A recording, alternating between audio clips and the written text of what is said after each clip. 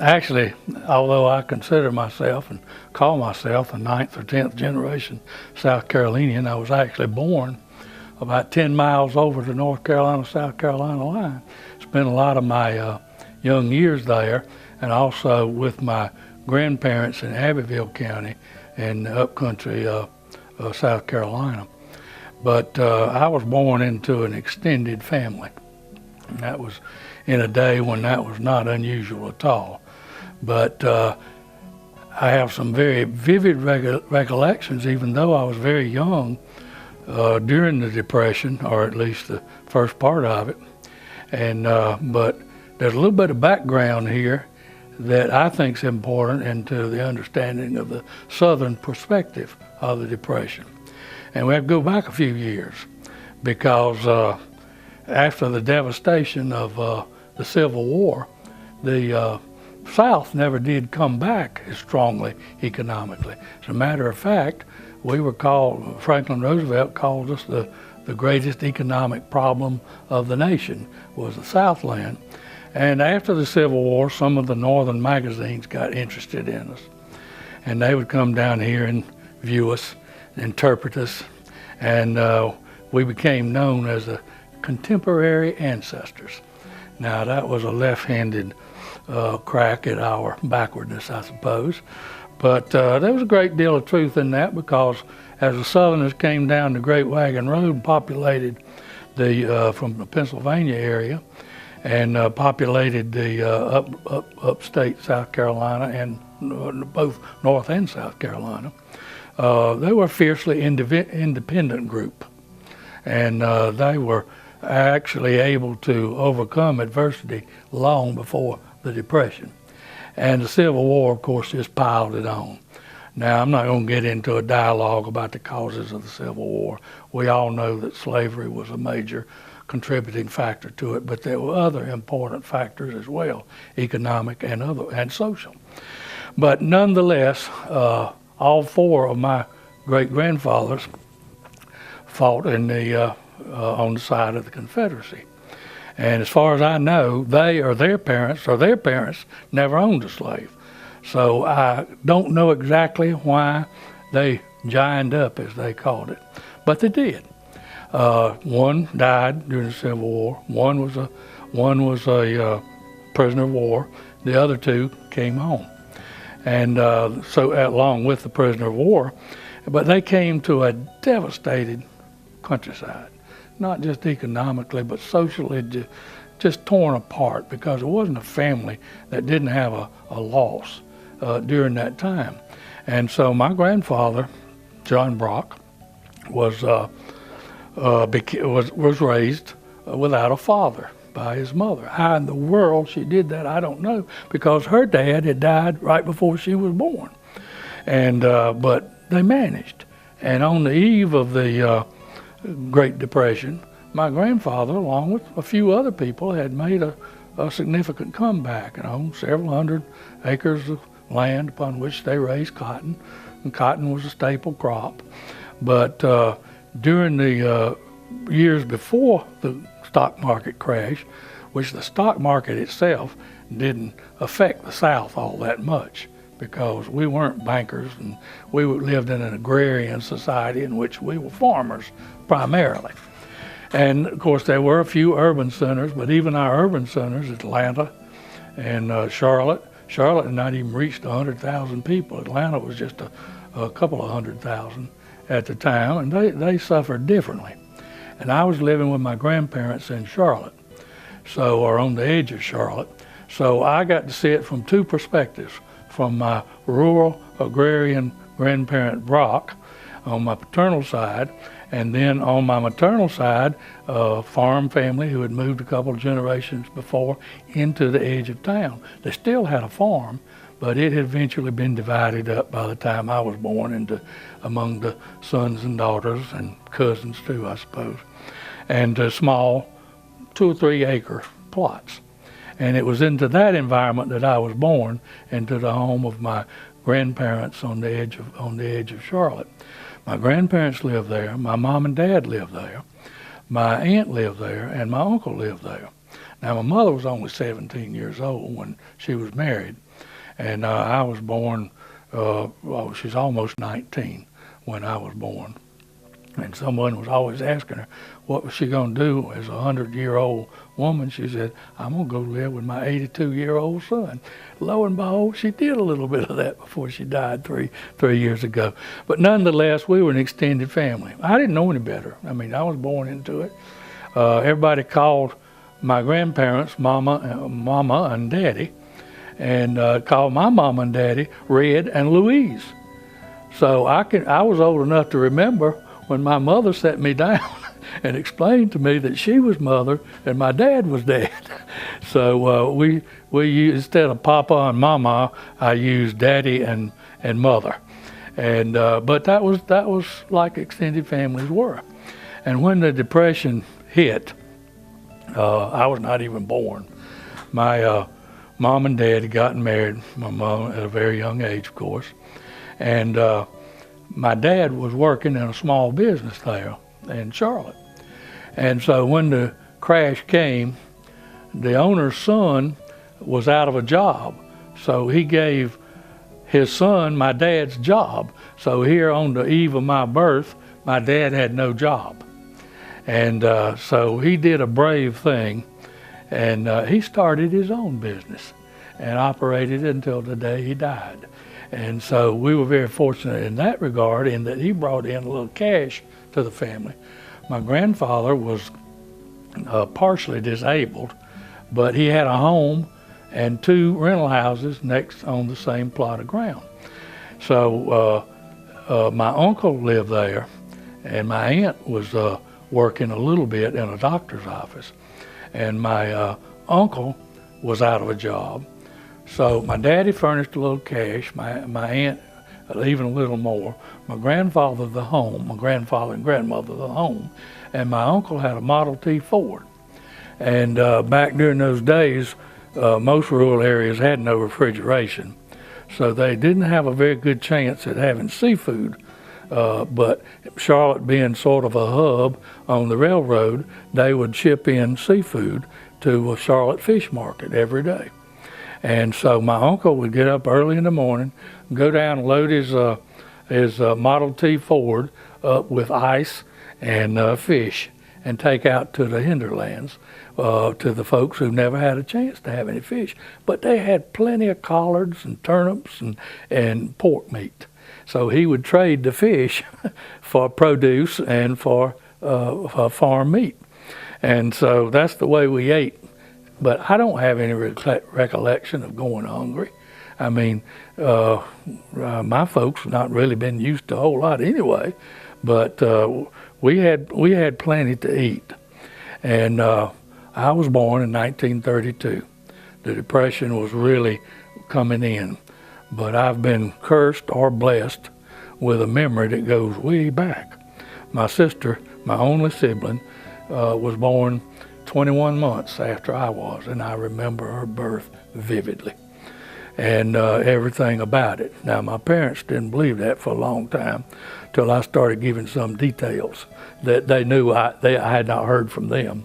So I do remember the middle years of the Depression, and I didn't fully understand what was going along. We didn't have much, I didn't expect much, and therefore didn't miss much.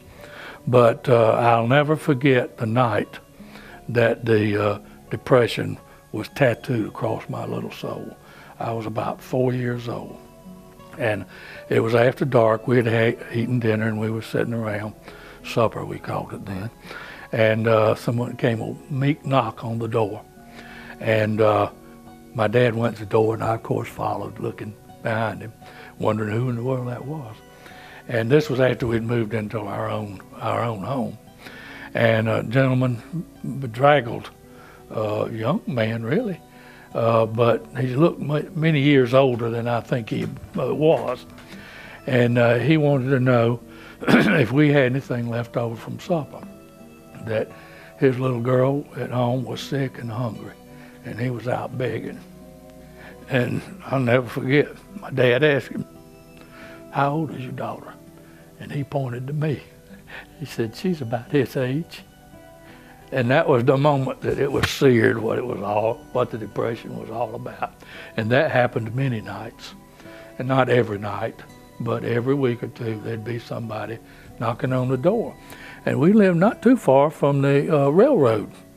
And so it was slowed down as it was coming in, and a lot of the hobos, they were the people that couldn't find work. They jumped the freight somewhere, going somewhere, hoping to find something. They would knock on my grandparents and our door. We were still living nearby, hungry, with nothing to eat. Lord, I don't know how many people my grandparents and my family fed. It wasn't much, but it was enough.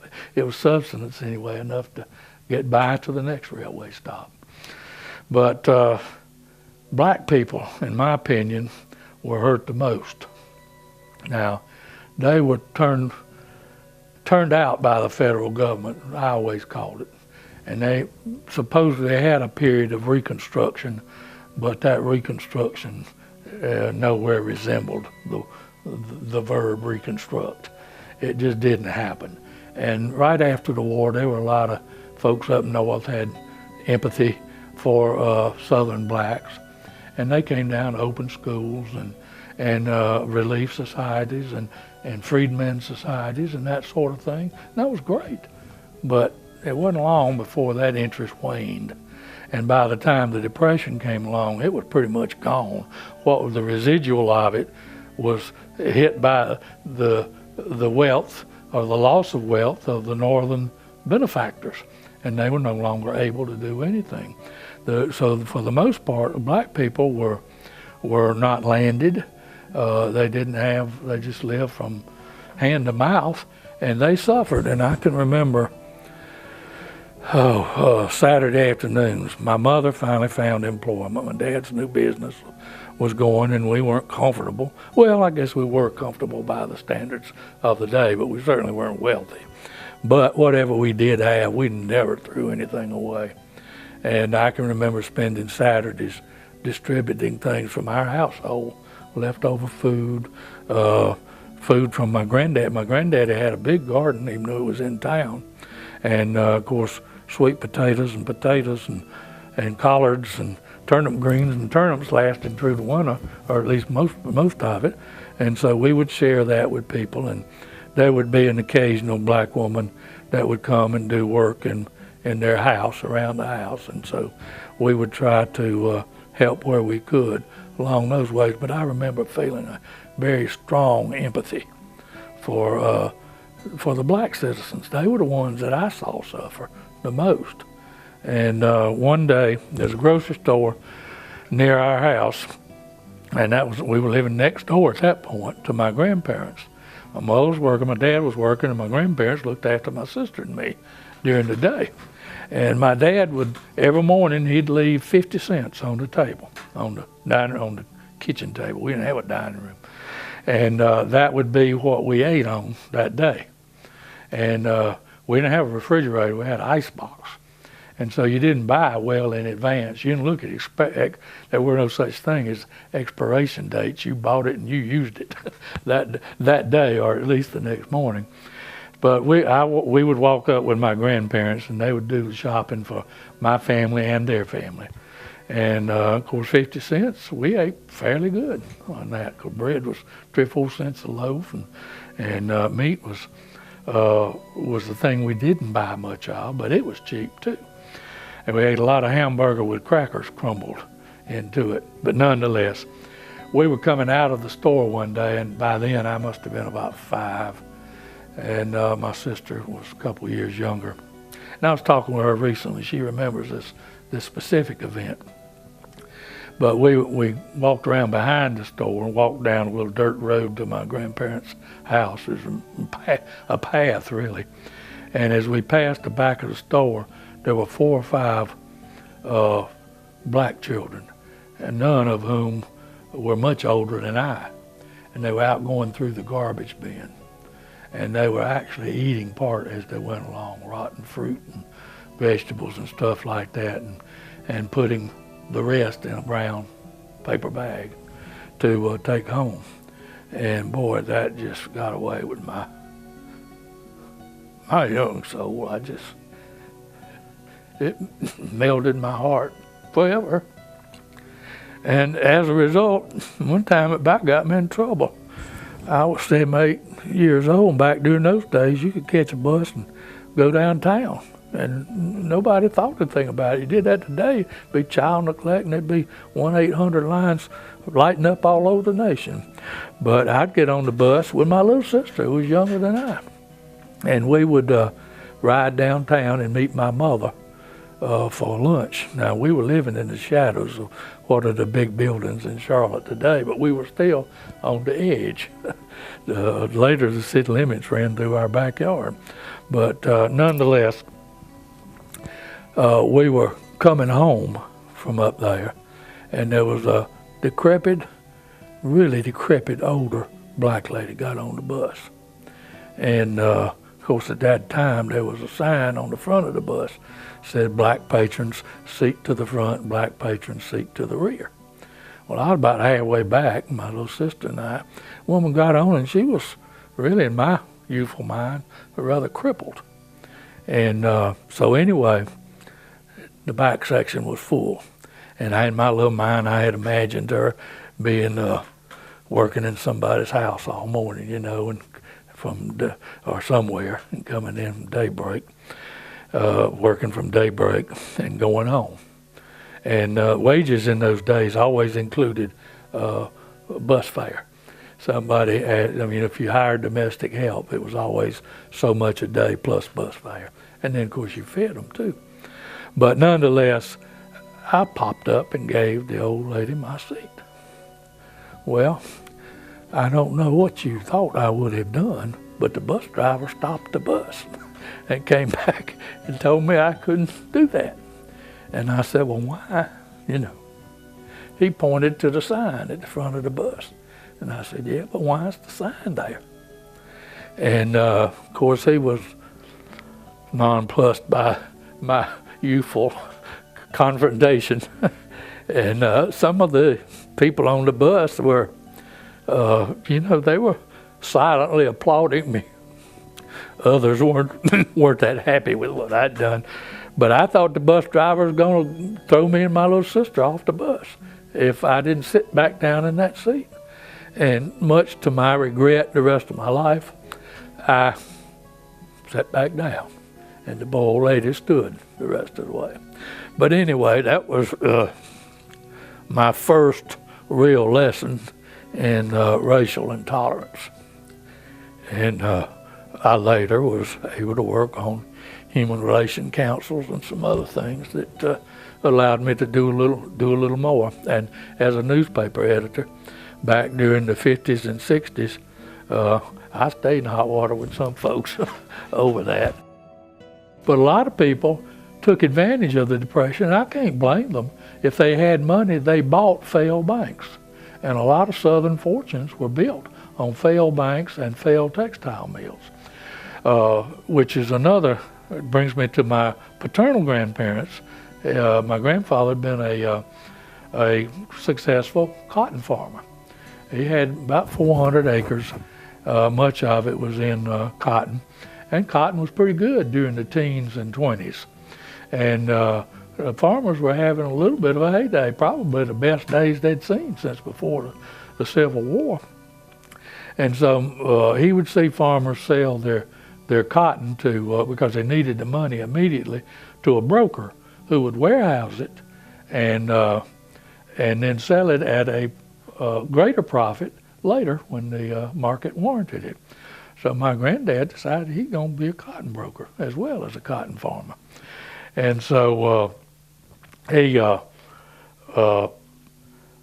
opened up a little office in town, had a warehouse, and was doing quite well.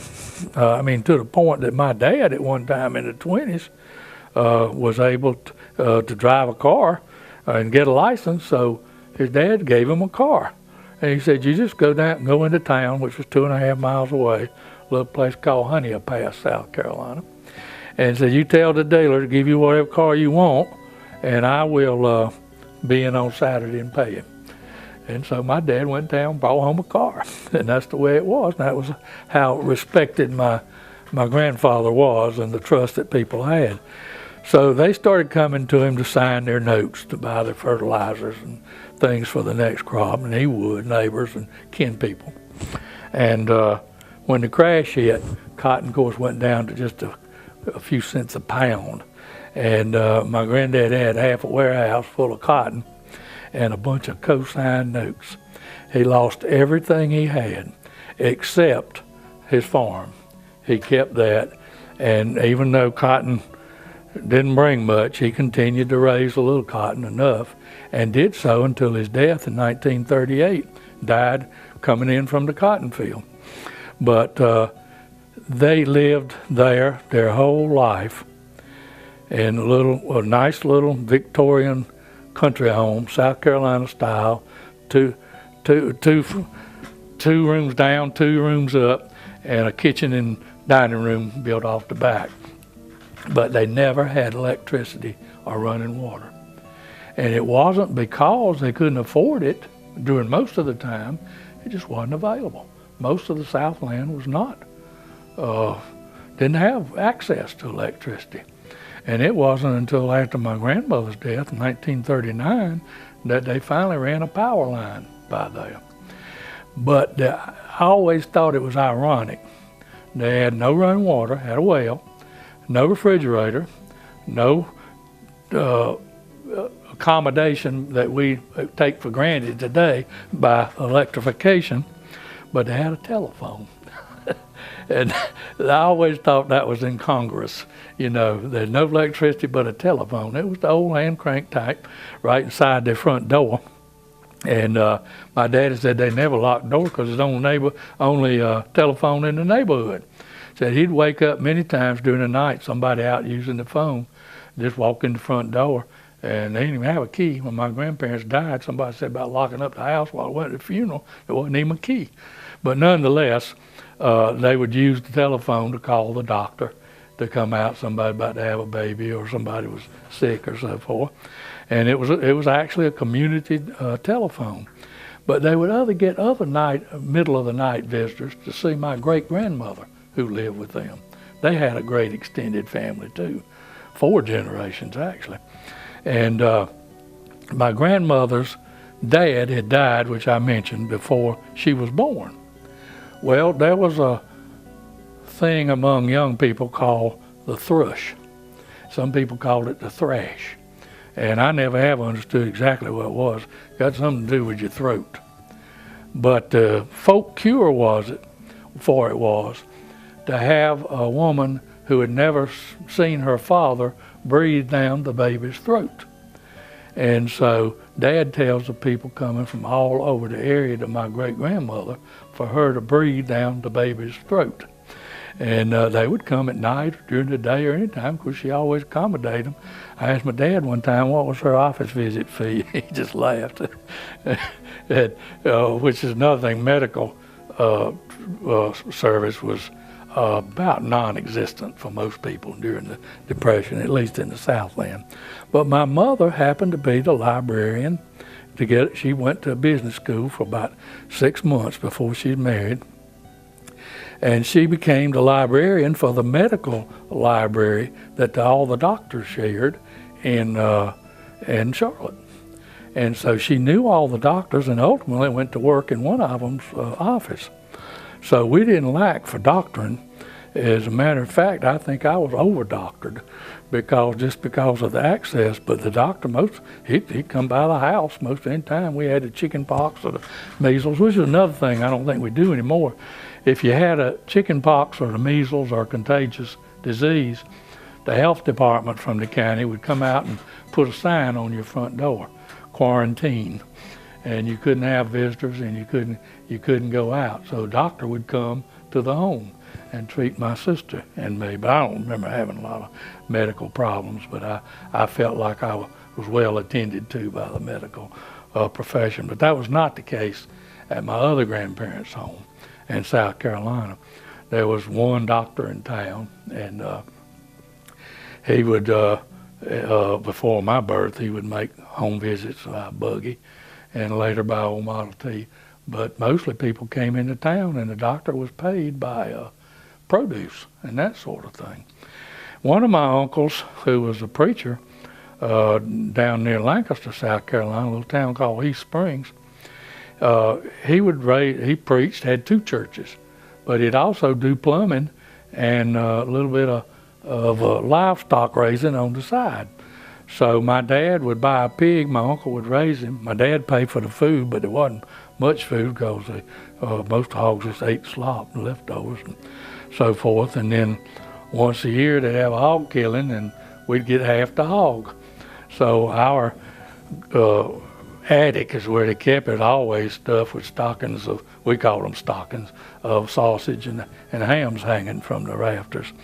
And so we always had plenty of pork, and but very rare, they had hamburger, of course, but very rarely did we have any beef. Occasional roast beef, but Sunday dinner was comprised mostly of fried chicken and vegetables from my grandparents' garden. And even after my wife and I were married, my grandparents in Charlotte were still alive, and my granddad, he had his garden till the day he died. But he actually had to get out and crawl up and down the furrows in his later year. But nobody was about to take his garden away from him. And I think if they had, he would have died. But anyway, even after we were married, we'd never visit them without leaving with a load of produce of some sort, or canned goods. Now that was another way people survived. Everybody did home canning. I never saw one, but they said they had traveling canneries that would go around to a community during harvest seasons, and you'd bring your food and they'd actually can them in cans. But my folks were a little bit afraid of canned stuff that way, so they did their own canning, called it canning even though it was in ball jars. And my grandmother pantry was always lined, and they would even take their sweet potatoes in and spread them on a sheet in the sitting room, keeping them from freezing in freezing weather during the winter. So I don't remember ever not having enough to eat. Now that's not to say that there weren't a lot of people that weren't well fed or weren't even adequately fed, but I never remember anybody going to starve to death. I saw many undernourished children and a bloated belly which is a symptom, I understand, of that. And I can remember a lot of sickly children when I was going to school, and a lot of threadbare children.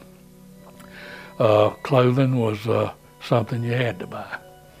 And my country grandmother, I called her, she'd actually make aprons and dresses out of feed sacks.